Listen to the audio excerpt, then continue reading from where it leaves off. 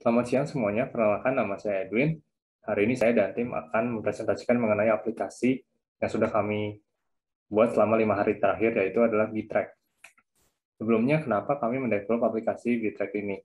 Jadi kami ingin mengatasi masalah budgeting perusahaan yang merepotkan seperti masih menggunakan dokumen fisik ataupun data yang sulit diakses. Namun dengan Bitrack ini yang pastinya semuanya sudah paperless dan digital, sehingga data dapat dengan lebih mudah diakses dan selalu terupdate.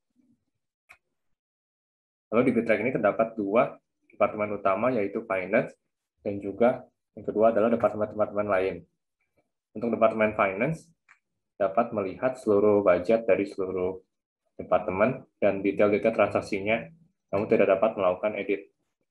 Untuk departemen selain Finance, ketika login akan langsung diarahkan ke dashboard-nya masing-masing sesuai dengan departemennya, lalu dapat melihat budget dan detail transaksi sesuai dengan budgetnya. Untuk manajer departemen akan mendapatkan notifikasi sesuai dengan kondisi-kondisi tertentu, sedangkan stafnya tidak memiliki kewenangan tersebut. Perkenalkan, nama saya Andreas Febrianto, background saya sistem informasi. Pada kesempatan kali ini saya bertanggung jawab pada bagian front-end, khususnya pada halaman detail page, beberapa komponen, dan juga wiring dengan server. Saya yaitu Edwin Senjaya, dan background saya adalah teknik sipil. Saya di sini sebagai full stack developer dan bertanggung jawab untuk mengerjakan endpoint budget di sisi server backend, lalu untuk fitur node mailer dan cron untuk notifikasi, dan juga layout dan desain di front end untuk berbagai komponen, dan juga yang terakhir untuk fitur download report budget detail. Perkenalkan, nama saya Muhammad Muda, background saya lulusan SMA. Di sini saya berperan sebagai backend developer yang membuat endpoint untuk kategori, departments, dan juga transactions. Dan saya juga yang melakukan deploy ke Amazon Web Service. Perkenalkan, nama saya Muhammad Rizal. Background saya sebelumnya yaitu teknik telekomunikasi. Pada proyek kali ini saya berperan sebagai backend developer.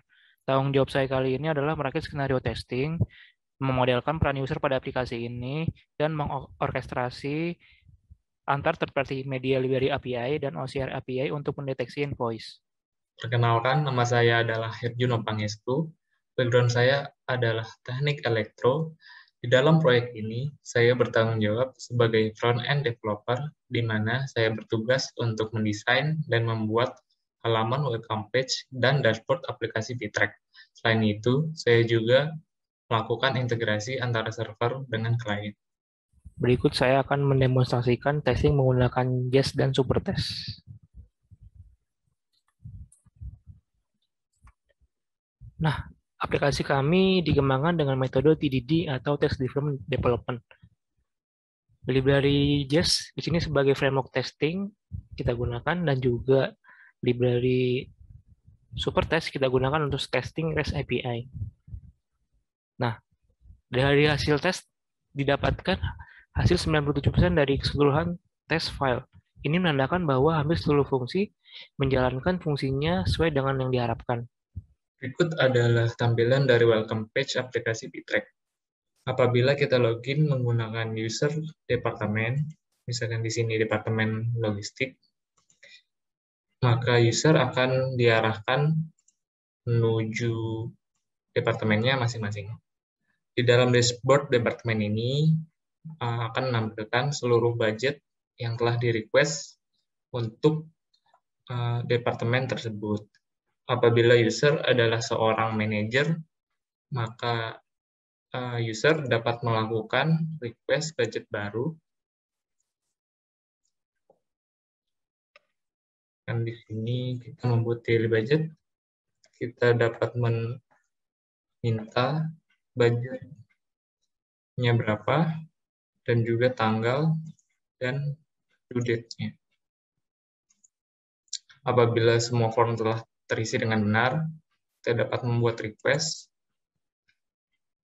maka akan terbuat budget baru dengan status masih unapproved. Selanjutnya, budget baru tersebut akan muncul di dashboard Departemen Finance, dan seorang manajer finance dapat merubah status dari budget tersebut menjadi reject atau approve. Manajer finance juga dapat merubah datanya sebelum di-approve.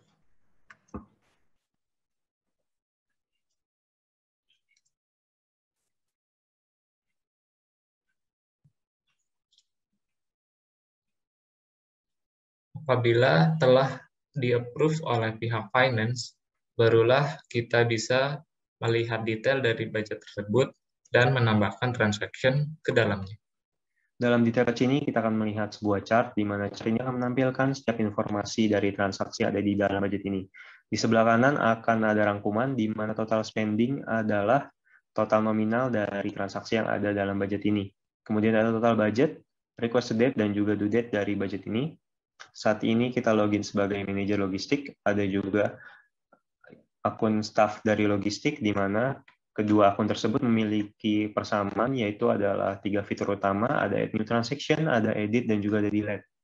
Dalam add, kita akan coba masukkan, isikan transaction name-nya, kemudian price amount kita bisa kosongkan dahulu, kita isikan tanggal dan kategori, kita isikan invoice-nya. Oke. Nah, kita scan. Nah, di sini kita menggunakan OCR, di mana fungsinya bisa dapat mengurangi human error.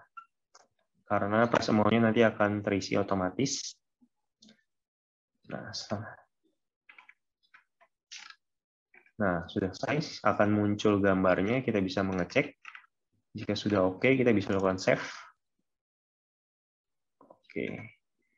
Nah, di sini juga ada si invoice. Kita juga bisa edit untuk mengkoreksi apakah tadi ada informasi yang kita salah input, kemudian juga ada delete.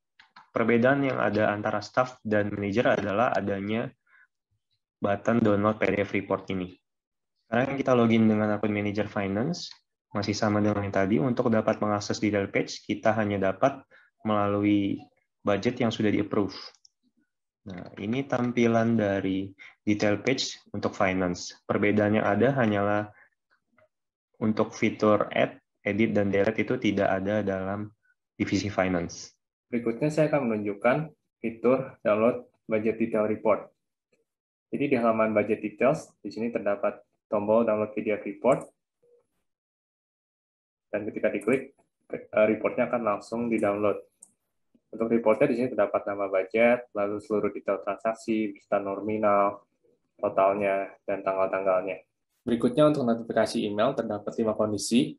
Yang pertama dan yang kedua akan dikirimkan summary report, seperti yang ada contoh di sini, ketika kondisi budget due date, ataupun 1 week before budget due date. Lalu yang ketiga, yaitu ketika budget balance di bawah 20%. Yang keempat, ketika ada budget request yang di-approve atau di-reject. Dan yang terakhir adalah ketika ada new budget request kepada finance manager. Pada diagram workflow berikut, klien bertindak sebagai user pada aplikasi kami. Untuk fitur login dan register, komunikasi melalui server dengan mengambil data user dari database.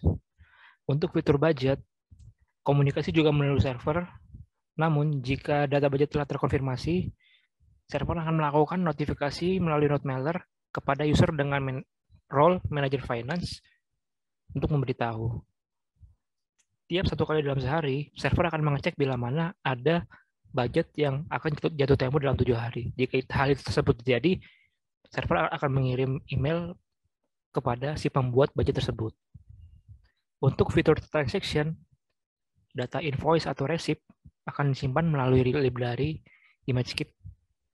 Lalu, invoice tersebut akan di-scan melalui verify dan akan dikembalikan ke klien sebagai tampilan total data transaksi. Jika user telah terautentikasi dan terautorisasi, data transaksi akan disimpan di database. Untuk text stack yang kami gunakan di sisi backend ada Node.js atau JavaScript sebagai bahasa pemrogramannya, Express.js sebagai framework, PostgreSQL sebagai database, SQLite sebagai ORM, JWT untuk mengautentikasi token, Bcrypt hash untuk hashing password, NoteMailer untuk mengirimkan email, Cron sebagai library untuk menjalankan fungsi secara otomatis, Jest untuk testing, Malter sebagai middleware form data, dan Amazon Web Service EC2 sebagai layanan deploy servernya. Sedangkan text stack yang kami gunakan di sisi front-end ada React sebagai library front-end-nya, Redux sebagai start management, React Router sebagai navigasi, Tailwind CSS sebagai framework CSS, JC UI sebagai komponen untuk Tailwind CSS, Chart.js untuk menampilkan data dalam bentuk chart, TS-PDF untuk menggenerate PDF, Axios sebagai HTTP request, dan Amazon S3 untuk melakukan deploy kliennya. Sekian pemaparan proyek kami sangat mengharapkan kritik dan saran yang membangun. Terima kasih.